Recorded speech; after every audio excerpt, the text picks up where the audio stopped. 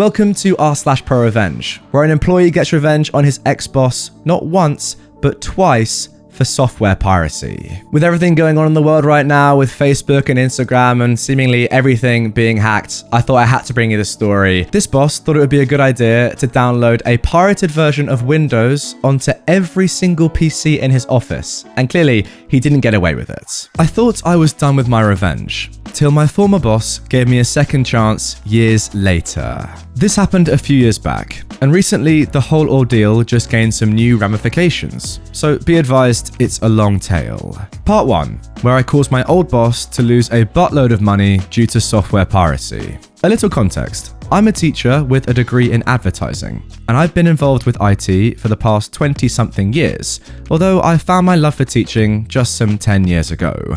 I passed through a lot of schools in the meantime, from the big ones to the smallest ones, and accumulated a bunch of experience both in the classroom and behind the scenes, designing workbooks, video courses, learning platforms, and such. So I started thinking it was past the time to migrate to a management position. The opportunity came in a prestigious school of digital art, and I became its teaching manager, overseeing all the teachers and the intern learning routines.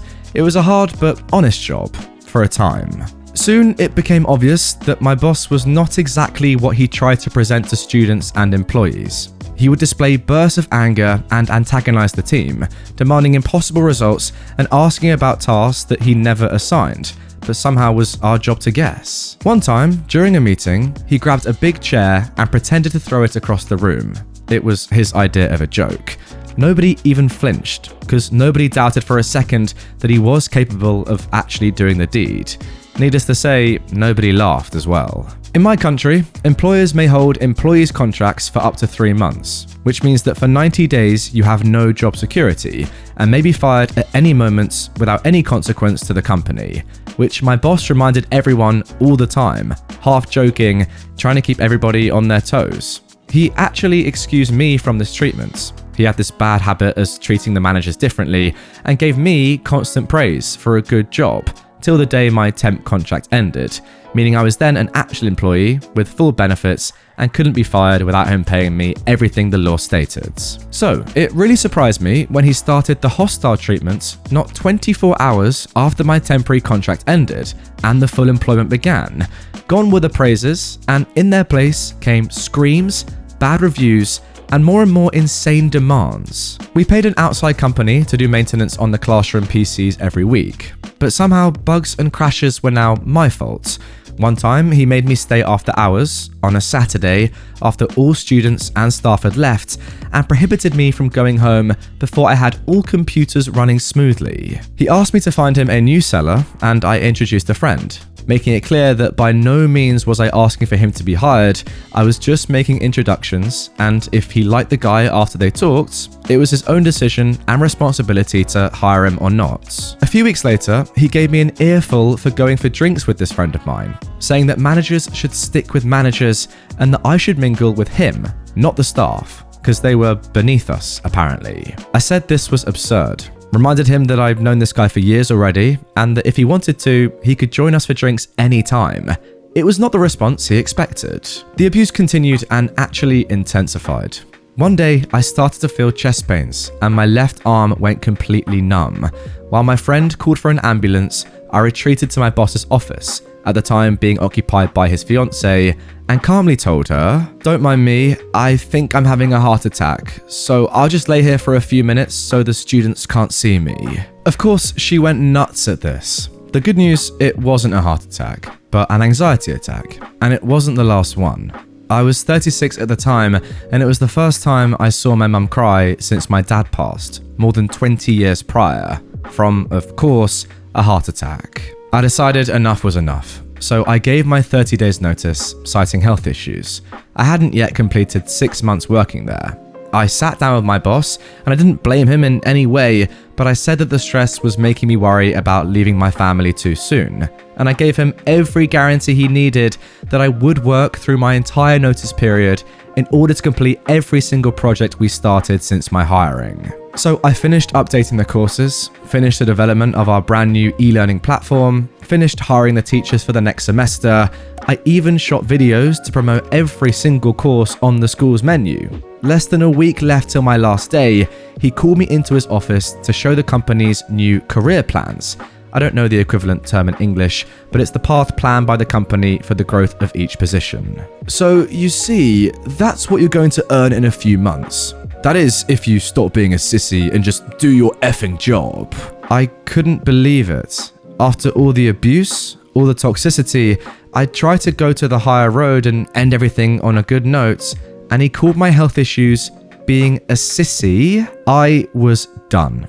I told him to just deduce the next few days from my final payments, and I left. Now for the revenge. Remember how I introduced that boss to a friend, and he actually hired the guy? Well, on my final days, I announced to my boss that I would open my own school after leaving, but I failed to mention that this other employee was my business partner. So when my friend asked himself for his 30 days notice, our boss was livid. He all but threw out my friend, telling him to never put his feet in there again and leave immediately. According to the law, that means he had to pay for that whole month, plus every remaining day he worked before, and commissions. Adding to that, my own last payments, which came with 6 months of benefits, we had more than enough to start our new venture. But that's not the revenge. He actually made us sign a sort of NDA with a bunch of illegal clauses, which made the whole contract invalid, preventing us from revealing any company secrets during or after our time with them, at the risk of being fined $30,000 in the local currency, which is about $6,000 US at the time.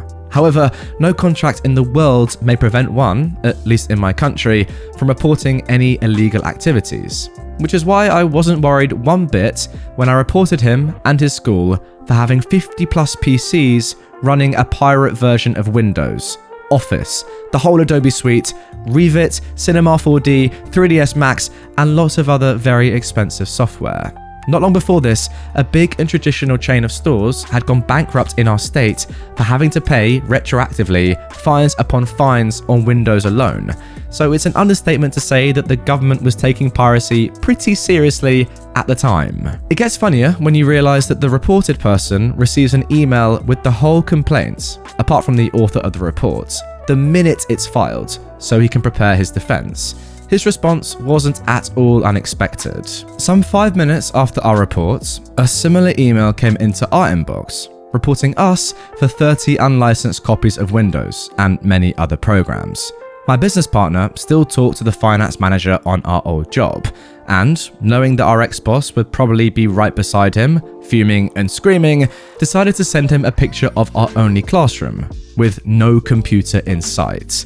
We decided to specialize in classes about comic book making, which dispensed computers, and whenever we would host a class that demanded it, we'd ask our students to bring in their own. A few weeks later, I heard that the whole remaining staff abandoned ship, leaving him with only an intern and a few teachers without permanent contracts.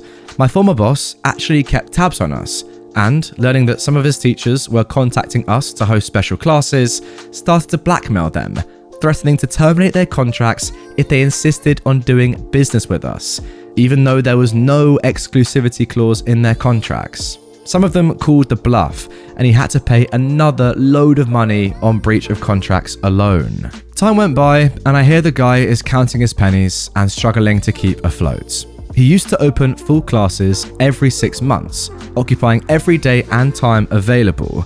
Now he can hardly fill a term, started holding only night classes, and not even every day. Half the week he closed his doors, not having enough students nor the money to pay employees on these days.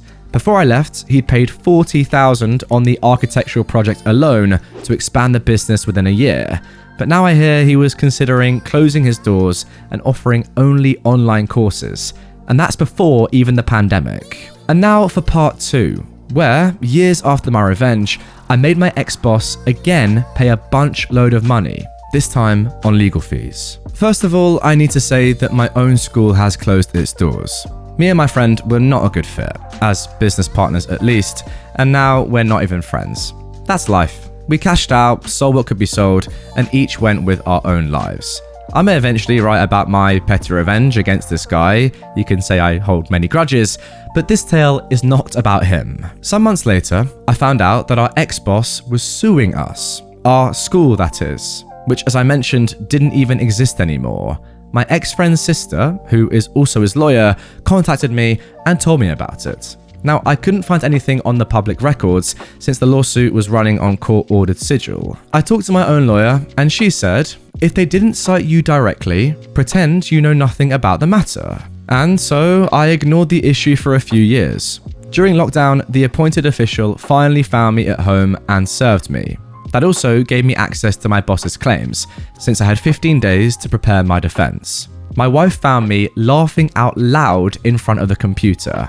His claims were absolutely ridiculous. He claimed I stole his courses and used as proof a print from our now offline site, side by side with his own, saying something in the lines of, "It becomes obvious that both schools have the same courses." However, he presented no explanation of the similarities besides the names, which weren't even the same. We had a segment of trainings under the umbrella graphic design, but no class with that specific name, for example, and no other class on any of his main subjects. Also, most of our classes were in the topic of comic books, which he never worked with. He also called us cynical for daring to compete with him in the same market, even if it was my own previous experience on the learning sector that landed me the job on his firm in the first place. At one point, the document cited a statement from our site, where we said that we took our previous experiences as a way to learn with our mistakes and do differently, and called it a confession of plagiarism. I asked my lawyer to let me write my own defense, leaving to her the task of translating it to lawyerism. She actually copy and pasted my full statement, saying she could not have argued it better.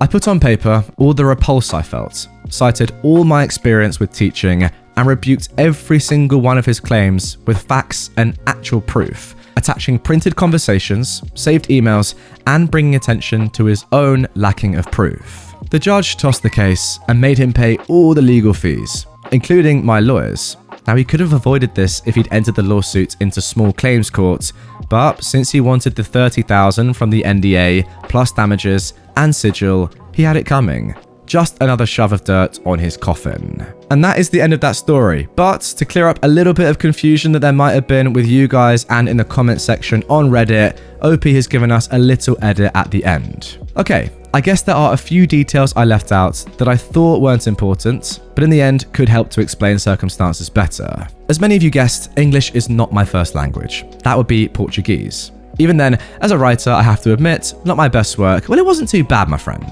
About the homophobic slur, I guess the closest term in English for what the guy actually said would be the F word, but I really don't like that word, and I really thought that sissy would be equivalent.